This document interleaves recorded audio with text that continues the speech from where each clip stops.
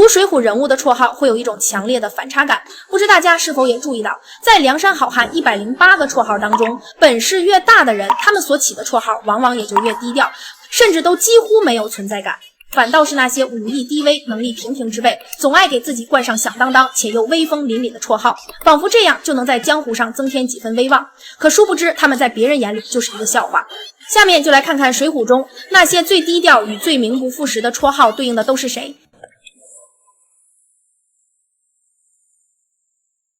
第一位，打虎将李忠。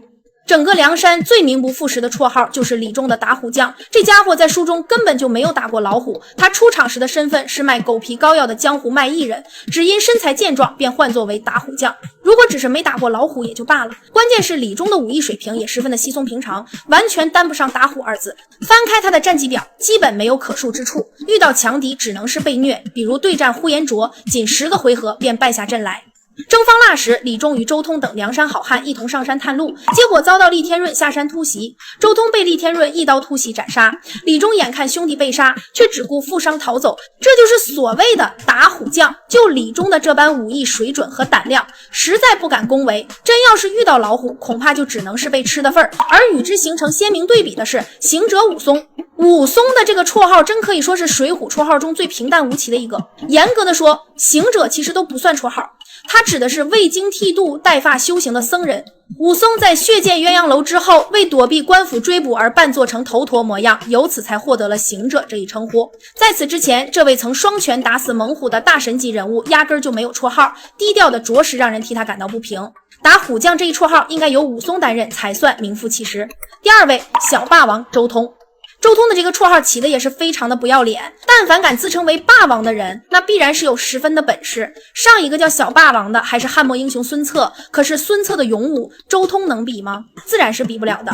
他的武艺还要在李忠之下。征讨方腊时，他被厉天润一刀斩杀，死得极其潦草。再说个人事迹，周通上了梁山后就没见他做出过什么大的贡献，连个斩杀敌将的战绩都没有，叫小霸王实在是犹如象霸王的名声。与小霸王周通形成鲜明对比的是花和尚鲁智深。鲁智深的本事是有目共睹的，他力大无穷，能够倒拔垂杨柳，还曾3拳打死恶霸镇关西，那等威风与气势绝非周通之流可比。而且他性格豪爽，行侠仗义，所作所为皆是光明磊落，快意恩仇。整个梁山之上，唯有鲁智深能称得上是好汉。但就是这样一个大英雄，也只不过得了一个花和尚的名号。花和尚可不是在说鲁智深好色，而是在指他背上刺有花绣，又因他行事不拘一格，洒脱自在，故而得了这么个绰号。第3位和第4位，摸着天妒谦，云里金刚宋万。此2人是梁山的开山元老，自王伦时期便是梁山的核心头领。听他们俩的绰号，好似能直上云霄，神通广大。实则这哥俩武艺平平，能力更是十分低微。晁盖当上寨主后，他们不仅寸功未立，也未曾为梁山进献一言，属于地地道道的废柴。正因如此，梁山大聚一时，这2人的排名被宋江定格在了80名开外。第5位和第6位，小温侯吕方、赛仁贵郭盛。此2人的绰号起的也是十分地张狂，对标的是历史猛将。吕方的小温侯对标的是三国猛将吕布。吕方不仅在装扮上模仿吕布，就连武器用的是方天画戟。然而实际上，无论成就还是武艺，他都无法与吕布相提并论。虽然后期他能够与南离石堡大战50回合，但综合其实力来看，与吕布相比还是差得远了。至于赛仁贵郭盛，他对标的是大唐名将薛仁贵，赛就是要赛过薛仁贵。我们知道薛仁贵堪称大唐战神，3剑定天山，神勇收辽东，脱帽退万敌，随便拉出来一个事迹都足以名垂千古。而水浒中的郭盛有哪些英勇事迹呢？英勇的事迹在他身上恐怕看不到，丢人的事迹倒是有迹可循。郭盛初登场时，与小温侯吕方上演了一出菜鸡互啄，2人各持一条方天画戟进行比试。结果打斗过程中，戟尾上的荣尾相互缠在了一起，2人怎么用力都无法挣脱，最后还是花荣射出一箭才解决了问题。征方腊时，郭盛的表现还没有吕方亮眼，就连死法都不够壮烈。乌龙岭一战，他被岭山飞下来的巨石砸中身亡。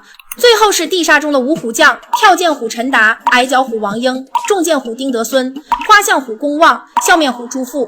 此5人是梁山72地煞中的成员，因为绰号中都带有虎字，故被网友戏称为地煞五虎将。实际上他们5人的武艺都很一般，以虎字抬身价，纯属打肿脸充胖子。我们再看真正的五虎将，双鞭呼延灼、大刀关胜、双枪将董平。